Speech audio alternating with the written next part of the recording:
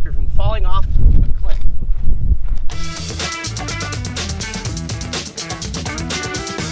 Hey guys, Brian B, Miss Emily, West Coast Swing Online. We are bringing you a slingshot pattern. If you happen to be hiking in Arizona and there happens to be a fall off behind you, we're gonna need something that's gonna stop my partner. So it's gonna look like this.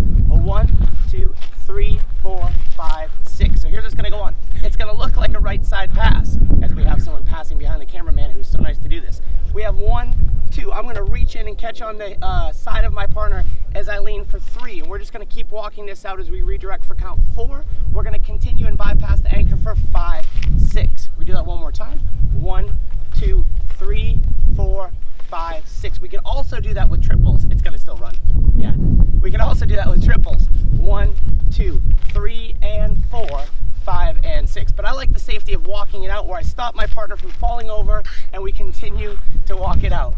Thanks guys. Click the link in the corner, head over to the website, westcoastswingonline.com. Free membership for you there, 20 free videos, and we will see you guys on a dance floor or in Camelback Mountain again soon.